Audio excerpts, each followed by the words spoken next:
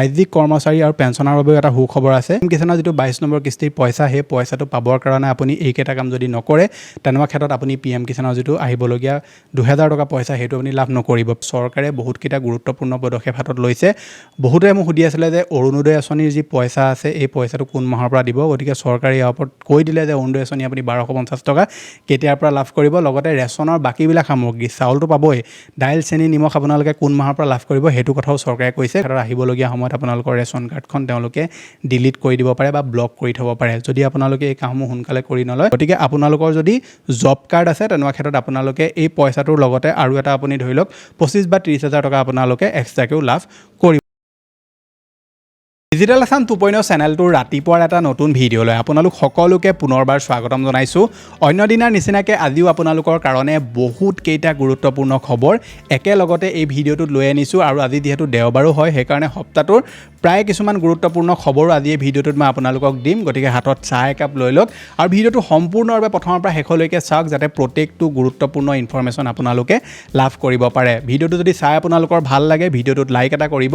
চেনেলটোলৈ যদি আজি প্ৰথম আহিছিলে, ছাবস্ক্ৰাইব কৰি ল'ব এনেকুৱা ধৰণৰ ইনফৰ্মেটিভ ভিডিঅ' ৰেগুলাৰ পাই থাকিবৰ কাৰণে। আহক এতিয়া ভিডিঅ'টো আৰম্ভ কৰোঁ। ভিডিঅ'টো আৰম্ভ কৰাৰ আগতে ক'ব বিচাৰিছোঁ, আপোনালোক সকলোৱে জানে, মানে যিসকলে আমাৰ চেনেলৰ ভিডিঅ' ৰেগুলাৰ চাই থাকে, সকলোৱে জানে যে আমাৰ চেনেলত এটা উপহাৰ চলি আছে, যিটো 10 জুনলৈকে চলিব। গতিকে আপোনালোকে যদি এই উপহাৰটোত পাৰ্টিচিপেট কৰিব বিচাৰে, তেনেহ'লে কেনেকৈ পাৰ্টিচিপেট কৰিব লাগিব, ভিডিঅ'টো মই শেষলৈ আপোনালোকক ক'ম। গতিকে ভিডিঅ'টো সম্পূৰ্ণৰূপে চাব। আজি যিটো প্ৰথমটো খবৰ আহিছে, এইটো আহিছে চৰকাৰী ঘৰক লৈ। আপোনালোকৰ মাজৰে বহুতে মোক কমেণ্ট বক্সত কমেণ্ট কৰি সুধি আছিলে যে চৰকাৰী ঘৰৰ আবেদন প্ৰক্ৰিয়া কেতিয়াৰ পৰা আৰম্ভ হ'ব।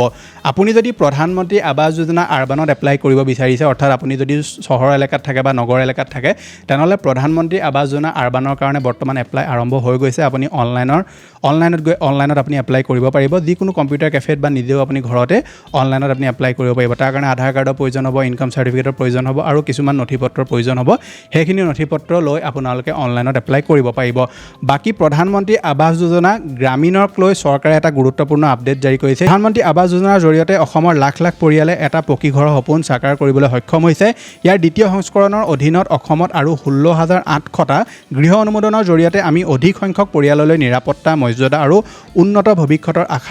আশ্বাস কঢ়িয়াই লৈ যাম। গতিকে চৰকাৰৰ তৰফৰ পৰা এটা আপুনি চাব পাৰে, তেওঁলোকে এডভাৰটাইজমেণ্ট বুলি আপুনি ক'ব পাৰে বা তেওঁলোকে এটা নটিচো মুকলি কৰিছে, য'ত উল্লেখ আছে যে প্ৰধানমন্ত্ৰী আৱাস যোজনা 2.0 অধীনত 16,810টা গৃহ বৰ্তমান অনুমোদিত হৈছে। লাভ কৰা হৈছে 220 কোটি 12 লাখ টকা। 27,544টা গৃহ অনুমোদনৰ বৰ্তমান পৰ্যায়ত আছে। আপোনালোকে যিসকলে প্ৰধানমন্ত্ৰী আৱাস যোজনা গ্ৰামীণত এপ্লাই কৰিম ভাবি আছে, তেনেহ'লে পঞ্চায়তত খা খবৰ কৰি থাকিব। যেতিয়াই আপোনালোকৰ অঞ্চলত ছাৰ্ভে হয়, তেতিয়া আপুনি সেই ছাৰ্ভে কৰোৱাই ল'বগৈ। লগতে আপোনালোকক কিছুমান নথিপত্ৰও তেওঁলোকে বিচাৰিব। প্ৰথমে ছাৰ্ভে হ'ব। ছাৰ্ভে হোৱাৰ পিছত যদি আপোনালোকক যোগ্য বিবেচিত কৰে, তেনেকুৱা ক্ষেত্ৰত আপোনালোকৰ জিঅ' টেগিং হ'ব। তাৰ পৰা আপোনালোকক সেই যিটো পইচা তেওঁলোকে 3টা কিস্তিত বিতৰণ কৰিব। মানে প্ৰথম যিটো কিস্তি দিব, সেইটোত আপুনি ঘৰটোৰ ফাউণ্ডেশ্যন তুলিব লাগিব। তাৰ পৰা আপোনালোকক ছেকেণ্ডটো কিস্তি দিব। তাৰ পৰা আপোনালোকক তৃতীয়টো কিস্তি দিব। গতিকে আপোনালোকৰ যদি জব কাৰ্ড আছে, তেনেকুৱা ক্ষেত্ৰত আপোনালোকে এই পইচাটোৰ লগতে আৰু এটা আপুনি ধৰি লওক 25 বা 30 হাজাৰ টকা আপোনালোকে এক্সট্ৰাকৈও লাভ কৰিব পাৰে। গতিকে প্ৰধানমন্ত্ৰী আৱাস যোজনা আৰবানত যদি এপ্লাই কৰিব বিচাৰে, অনলাইনত আপুনি এপ্লাই কৰিব পাৰিব।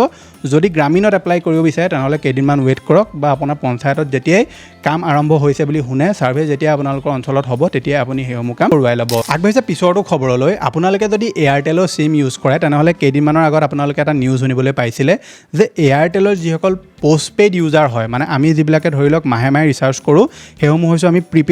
প্ৰিপেইড আমি ধৰি লওক ইউজাৰ। যিসকলে ধৰি লওক বিল পে' কৰে, সেইসকল হৈছে পোষ্টপেইড ইউজাৰ। গতিকে যিসকল পোষ্টপেইড ইউজাৰ হয়, তেওঁলোকক এটা এয়াৰটেলে অফাৰ দিছিলে বা এটা বেনিফিট দিছিলে যে তেওঁলোকক এতিয়াৰ পৰা বেছিকৈ প্ৰায়ৰিটি দিয়া হ'ব। মানে ধৰি লওক কোনোবা ভিৰভাৰ এলেকা এটাত বোলে 10জন বোলে ধৰি লওক প্ৰিপেইড ইউজাৰ আছে আৰু 5জন বোলে ধৰি লওক আপোনাৰ পোষ্টপেইড ইউজাৰ আছে। তেনেকুৱা ক্ষেত্ৰত সেই পোষ্টপেইড ইউজাৰ কেইজনক যিটো ইণ্টাৰনেট স্পীড হওক বা ফোনৰ যিটো ফেচিলিটি বা ধৰি লওক ভইচ কলৰ যিটো সুবিধা, মানে বেছিকৈ তেওঁলোকক সেই সুবিধাসমূহ দিয়া হ'ব। মানে তেওঁলোকৰ যিটো চিম আছে, সেই চিমটোৱে বেছিকৈ বস্তুখিনি কেপচাৰ কৰিব পাৰিব। বোলে বহুত আপুনি ভিৰভাৰ এলেকা এটাত আছে, তেনেকুৱা ক্ষেত্ৰত সকলোতকৈ বেছি সেইসকল লোকে নেটৱৰ্কটো ভাল পাব, ইণ্টাৰনেটটো ভাল পাব, যিসকলে পোষ্টপেইড ইউজ কৰে। গতিকে তাক লৈ এতিয়া ট্ৰাই কৰিছে যে এয়াৰটেলৰ এই যিটো নতুন ৰুল, এইটোৱে মানে ধৰি লওক ডিছক্ৰিমিনেশ্যন কৰা নিচিনা হৈছে যে প্ৰিপেইড যিসকল ইউজাৰ, তেওঁলোকৰ যে কোনো ভেলু নাই, জাষ্ট পোষ্টপেইড ইউজাৰসকলে ভেলু আছে। গতিকে ট্ৰাই এইটোৰ ওপৰত বৰ্তমান চকু দিছে। গতিকে আমাৰ ট্ৰায়ে বহুতবিলাক বস্তুত চকু দি থকা আমি দেখিবলৈ পাই থাকোঁ কেতিয়াবা ৰিচাৰ্জৰ দাম কমাব বুলি কৈ দিয়ে কেতিয়াবা ভইচ কলৰ কাৰণে বেলেগ পেক আনিব বুলি কৈ দিয়ে গতিকে তাৰ পাছত আমি একো আপডেট নাপাওঁ গতিকে এইটো যিটো খবৰ আহিছে আমি আশা কৰিম যে এয়াৰটেলে এই যিটো ডিছক্ৰিমিনেশ্যন কৰিছে এইটোক যে তেওঁলোকে সোনকালে বন্ধ কৰে আৰু যদি এইটো বন্ধ নকৰে তেনেকুৱাত কি হ'ব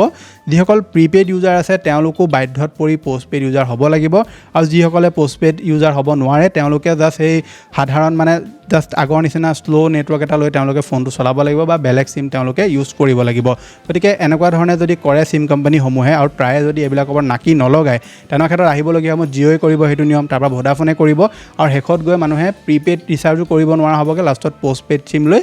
বিল পে' কৰি থাকিব লাগিব মানে সকলোতে নিজৰ মতামত চলিছে আপোনালোকৰ ইয়াৰ ওপৰত মতামত কি তলত কমেণ্ট এটা কৰিব আগবাঢ়িছে পিছৰটো খবৰলৈ পেট্ৰল আৰু ডিজেলৰ দামক লৈতো মই আপোনালোকক প্ৰায়কেইটা ভিডিঅ'ত কৈছোঁ যে পেট্ৰল আৰু ডিজেলৰ দাম আজি ইমান পইচা বাঢ়িলে আজি ইমান টকা বাঢ়িলে আহিবলগীয়া সময়ত আৰু বাঢ়িব বুলি কৈছে গতিকে সেই সময়তে পেট্ৰল ডিজেলৰ পিছত এতিয়া বিদ্যুৎ মাচুলৰ বৃদ্ধিও সম্ভাৱনা আছে প্ৰতি ইউনিটত 15ৰ পৰা 28 পইচালৈকে বৃদ্ধি হ'ব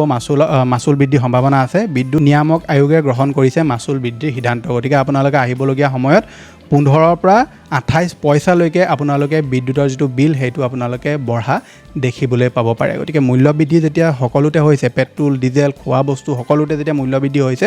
বিদ্যুৎ বিভাগে ভাবিলে যে আমিনো কিয় পিছ পৰি ৰ'ম আমিও বঢ়াম দাম গতিকে আপোনালোকৰ ইয়াৰ ওপৰত মতামত কি নিশ্চয় তলত কমেণ্ট এটা কৰিব পিছে পিছৰটো খবৰলৈ আৰু এইটো খবৰ আহিছে জিলা উদ্যোগ আৰু বাণিজ্য কেন্দ্ৰ মাজুলীৰ তৰফৰ পৰা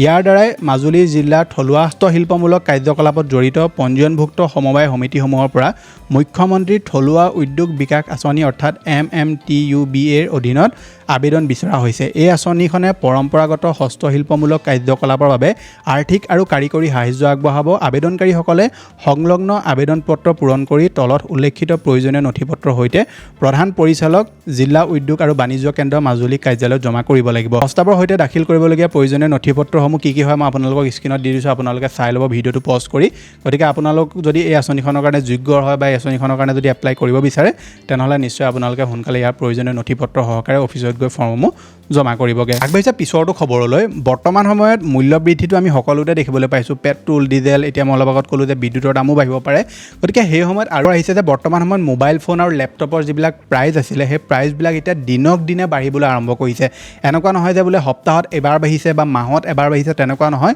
যিটো ফোনৰ দাম আপুনি কালি যদি চাই 15,000 আছিলে সেইটো আজি আপুনি চালে 16,500 বা 17,000 বা 16,000 আপুনি দেখিবলৈ পাব ঠিক সেইদৰে লেপটপৰ দামো এতিয়া দিনক দিনে বৃদ্ধি হৈ গৈ আছে গতিকে বিশেষজ্ঞসকলে কৈছে যে আহিবলগীয়া সময়ত এই ফোনৰ প্ৰাইচ বা লেপটপৰ প্ৰাইচ এইবিলাকৰ দাম আৰু বৃদ্ধি হৈ গৈ থাকিব গতিকে আপোনালোকে যদি ষ্টুডেণ্ট হয় বা আপুনি যদি ভাল ফোন এটা ল'ম ভাবি আছে বা ভাল আপোনালোকে লেপটপ এটা ল'ম ভাবি আছে তেনেহ'লে অনলাইনত যিবিলাক অফাৰ আহিব সেইবিলাকত আপোনালোকে ল'বলৈ ট্ৰাই এটা কৰিব পাৰে বাকী আপোনালোকৰ যদি বাজেট টাইট হৈ আছে তেনেকুৱা ক্ষেত্ৰত আপুনি এতিয়া হ'লেও যদি ল'ব বিচাৰে লৈ থওক কাৰণ আহিবলগীয়া সময়ত যে বিগ বিলিয়ন ডে যি আহিব বা অন্য যিবিলাক চেল আহিব সেইবিলাকতো যে দাম বৰ বেছি এটা এবাৰ কমা চান্স একদম নাই গতিকে আপুনি যদি এতিয়া ল'ব বিচাৰে লৈ থওক আৰু এইবাৰ আৰু এটা বস্তুত আপুনি সাৱধান হ'ব যিহেতু আপোনাক কৈছোঁ যে প্ৰাইচ হাইক হৈছে গতিকে সেই সময়ত আপোনালোকে অনলাইনত যদি একদম কম মূল্যত বোলে ধৰি লওক আপোনালোকে কিবা প্ৰডাক্ট এটা পাই গ'ল যিটো বোলে মাৰ্কেটৰ ভেলিউ এতিয়া ধৰি লওক 20,000 চলি আছে কিন্তু আপুনি অনলাইনত বোলে 12,000 পাই গৈছে চকু মুদি এইবাৰ নল'ব কেলৈ নল'ব কাৰণ বহুতবিলাক এনেকুৱা প্ৰডাক্টটো মেলি দিব পাৰে যিবিলাক প্ৰডাক্ট বেয়া হৈছে বা ৰিফাৰ্বিছড হয় গতিকে সাৱধানে থাকিব আৰু মোবাইল ফোন লেপটপ এইবিলাক যদি আপোনাৰ কাৰণে বহুত বেছি প্ৰয়োজনীয় হৈ আছে পৰাপক্ষত সোনকালে ডিচিশ্যনটো লৈ যদি ল'ব পাৰে এতিয়া আপুনি লৈ থওক আহিবলগীয়া সময়ত আৰু আপোনালোকে ইয়াৰ দাম বৃদ্ধি হোৱা দেখিবলৈ পাব আগবাঢ়িছে পিছৰটো খবৰলৈ গৰম যিহেতু বৰ্তমান পৰিছে আৰু গৰমৰ সময়ত মানুহে ঠাণ্ডা খায় বা যিবিলাক বৰফ আছে সেইবিলাক খায় গতিকে ঠাণ্ডাটো খাবলৈ মই আপোনালোকক প্ৰায়বিলাক ভিডিঅ'তে কওঁ যে ঠাণ্ডা আপোনালোকে পৰাপক্ষত নাখাব আৰু যদি খায়ো একদম কম খাব কেতিয়াবা ক'ৰবাত খালে বেলেগ কথা সদায় যদি আপোনালোকে গৰম বুলি ঠাণ্ডা খাই থাকে তেনেকুৱা ক্ষেত্ৰত আপোনালোকৰ প্ৰব্লেম হ'ব মানে মই ক'ল্ড ড্ৰিংকছৰ কথা কৈছোঁ গতিকে সেই সময়তে FSSAই কৈছে যে এতিয়াৰ পৰা যিবিলাক আইচক্ৰীম বনোৱা ফেক্টৰী থাকে মানে গৰম দিনত এনেকুৱা হয় যে য'তে ত'তে আইচক্ৰীমৰ ফেক্টৰী খোল খাই যায় তাৰ পৰা আইচক্ৰীম বিকি থাকে সেই আইচক্ৰীমটো ভাল পানীয়ে বনাইছে নে তাত কি কেমিকেল ইউজ কৰিছে কি প্ৰডাক্ট ইউজ কৰিছে কোনো গম নাপায় মানুহে জাষ্ট কিনি থাকে আৰু খাই থাকে গতিকে সেই সময়তে কোৱা হৈছে যে আইচক্ৰীমৰ যিবিলাক ফেক্টৰী থাকে সেইবিলাকে বৰ্তমান লাইচেঞ্চ ল'ব লাগিব আৰু 14 অংকৰ যিটো লাইচেঞ্চ নম্বৰ সেইটো থাকিব লাগিব তেতিয়াহে কৈছে যে FSSAই এতিয়া তেওঁলোকক পাৰ্মিশ্যন দিব বুলি কৈছে গতিকে এই যদি পদক্ষেপটো তেওঁলোকে লয় ভালকৈ নিশ্চয় যথেষ্ট ভাল পদক্ষেপ এটা হ'ব কাৰণ আমি দেখিবলৈ পাইছোঁ যে দেশত বৰ্তমান যিবিলাক আমাৰ সামগ্ৰী থাকে FSSAই এইবিলাকৰ ওপৰত কোনো ধৰণৰ গুৰুত্ব সহকাৰে কাম নকৰাৰ কাৰণে আমি ইউটিউবত হওক বা ইনষ্টাগ্ৰামত হওক বহুতবিলাক এনেকুৱা ভিডিঅ' দেখিবলৈ পাই থাকোঁ য'ত কেনেকুৱা ধৰণৰ পৰিস্থিতিত বা কেনেকুৱা ধৰণৰ এটা ধৰি লওক পৰিৱেশত এই বস্তুবিলাক তৈয়াৰ কৰা হয় আমি দেখিবলৈ পাই থাকোঁ আৰু সেইবোৰে সৰু সৰু ল'ৰা ছোৱালীয়ে খায় বা ডাঙৰ মানুহো খাই থাকে গতিকে সেইবিলাকৰ ওপৰত যদি FSSAই চকু দিয়ে আৰু লাইচেঞ্চ যদি একদম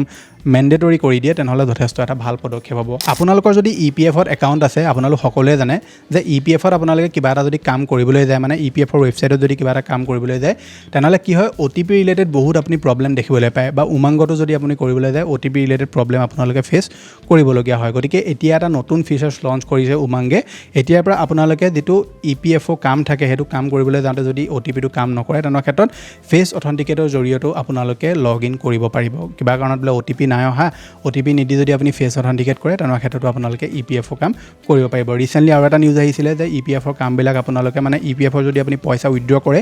UPI থ্ৰু দিও আপোনালোকে উইথড্ৰ কৰিব পাৰিব বুলি কৈছিলে গতিকে ইয়াৰ ওপৰত আহিবলগীয়া সময়ত আৰু কিবা যদি আপডেট আহে মই নিশ্চয় আপোনালোকক জনাই দিম আগবাঢ়িছে পিছৰটো খবৰলৈ যোৱা কেইদিনমানৰ আগত আপোনালোকে এটা ঘটনা শুনিবলৈ পাইছিলে যিটো দিল্লীত সংঘটিত হৈছিলে মালৱী নগৰত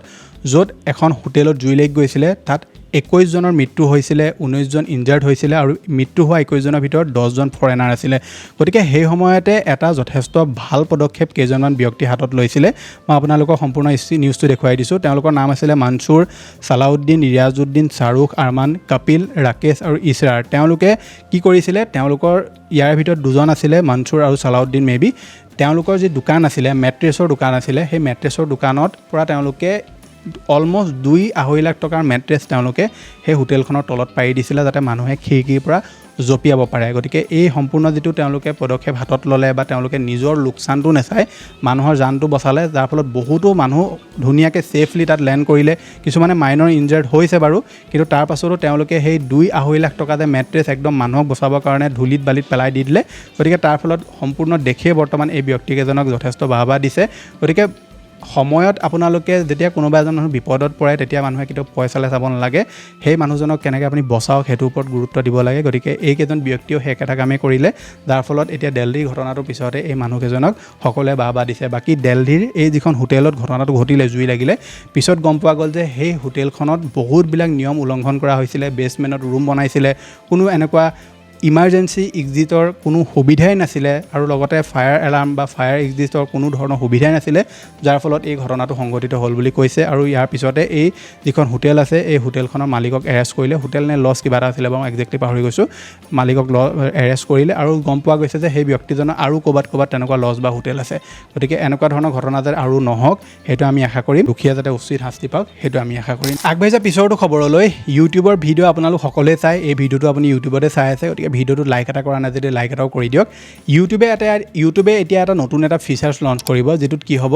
যে আজিকালি আমি ইউটিউবত যিবিলাক ভিডিঅ' দেখোঁ প্ৰায়বিলাক AI ভিডিঅ' থাকে বিশেষকৈ ৰিলবিলাক সেই AI ভিডিঅ'বিলাক কিছুমান মানে সঁচা বুলি ভাবে মানে আজিকালি প্ৰায়বিলাক মানুহে ভাবে যে এই ভিডিঅ'টো ৰিয়েল হয় কাৰণ AI আৰু ৰিয়েলিটিৰ মাজত একদম পাৰ্থক্য নাইকিয়া হৈ গৈ আছে অৰিজিনেল ভিডিঅ'ই নে সেইটো ৰিয়েল নে ফেক কোনো ধৰিবই নোৱাৰে গতিকে এতিয়া ইউটিউবে কি কৰিব যিবিলাক AI ভিডিঅ' থাকিব সেই AI ভিডিঅ'বিলাকত AI এটা লেবেল লগাই দিব মানে সেই ভিডিঅ'টো যে AI হয় সেইটো এটা লেবেল লগাই দিব যাৰ ফলত কি হ'ব মানুহে গম পাব পাৰিব যে সেইটো এটা AI ভিডিঅ' হয় সেইটো ৰিয়েল ভিডিঅ' নহয় আগবাঢ়িছে পিছৰটো খবৰলৈ আৰু এই খবৰটো আহিছে ৰেচন কাৰ্ডৰ লগত ৰিলেটেড মই আপোনালোকক যোৱা কেইদিনমানৰ আগত এটা ভিডিঅ'ত কৈছিলোঁ যে ৰেচন কাৰ্ড যদি আপোনালোকৰ হাতত আছে তেনেহ'লে সোনকালে আপুনি আপোনাৰ ৰেচন কাৰ্ডখনৰ EKYC কৰিব লাগিব যদি আপোনাৰ ৰেচন কাৰ্ডৰ EKYC নাই কৰা সোনকালে আপুনি ৰেচনৰ দোকানত গৈ তাত আপুনি EKYC কৰোৱাক যদি আপুনি নকৰে তেনেকুৱা ক্ষেত্ৰত আহিবলগীয়া সময়ত আপোনালোকৰ ৰেচন কাৰ্ডখন তেওঁলোকে ডিলিট কৰি দিব পাৰে বা ব্লক কৰি থ'ব পাৰে যদি আপোনালোকে এই কামসমূহ সোনকালে কৰি নলয় আহিবলগীয়া সময়ত আপোনালোকে ৰেচনৰ সামগ্ৰীও লাভ নকৰিব এতিয়া ৰেচনৰ সামগ্ৰীৰ কথা যিহেতু মই আপোনালোকক ক'লোৱেই গতিকে চৰকাৰে বহুতকেইটা গুৰুত্বপূৰ্ণ পদক্ষেপ হাতত লৈছে